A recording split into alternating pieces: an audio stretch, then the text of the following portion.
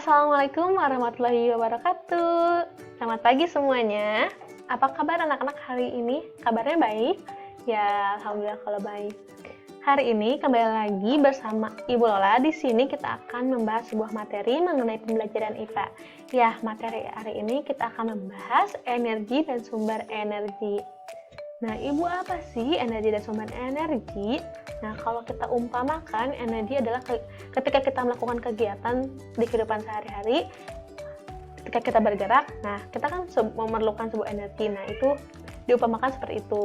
Dan energi juga bisa disebut dengan tenaga. Jadi, semakin banyak kerja yang kita lakukan, maka semakin banyak tenaga pula yang kita keluarkan. Misalkan kita sedang mengayuh sepeda. Nah, kita mengayuh sepeda, jadi semakin cepat kita mengayuh sepeda, maka semakin banyak pula tenaga yang kita keluarkan. Nah, akhirnya menjadi capek kan. Nah, itu tanda energi yang kita keluarkan. Nah, energi ini mempunyai bermacam bentuk. Antara lain ada energi gerak, ada energi panas, ada energi getar. Nah, kalau energi gerak ini dihasilkan oleh benda-benda yang bergerak. Nah, energi panas dihasilkan benda-benda yang memiliki suhu tinggi seperti api dan matahari. Nah, energi getar ini dihasilkan oleh benda yang bergetar. Untuk hari ini kita akan membahas salah satu bentuk energi, itu energi panas. Nah,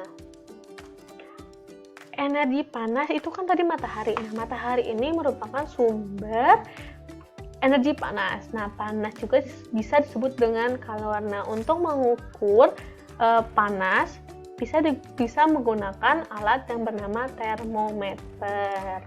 Nah, sumber energi panasnya ada matahari, api, dan gesekan benda.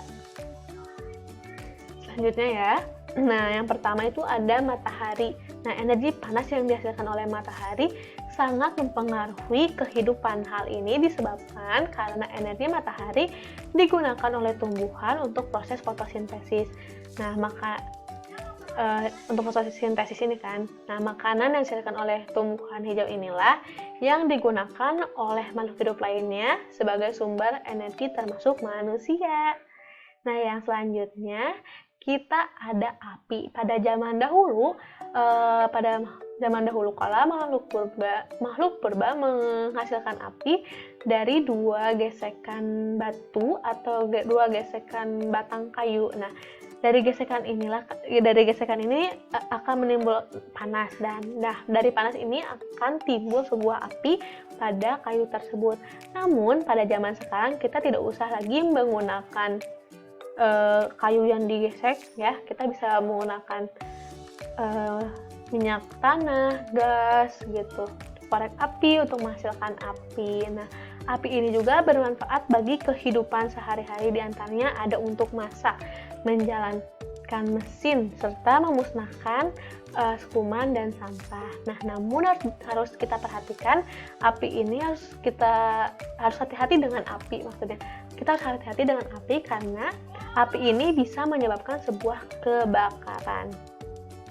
Selanjutnya kita ada gesekan benda. Nah, gesekan tangan atau dua batu api ini kalau kita terus menggesekannya maka akan timbul panas. Nah, gesekan ini adalah perubahan energi ya, energi gerak menjadi energi panas. Nah, kalau kita terus gesekan, ada dua benda kita gesekan, itu bisa menimbulkan panas. Nah, itu bisa menjadi sumber energi panas. Dan listrik juga, di rumah-rumah kita juga kan terpasang aliran listrik. Nah, energi panas yang diperoleh dari listrik juga ada benda-benda, misalkan seperti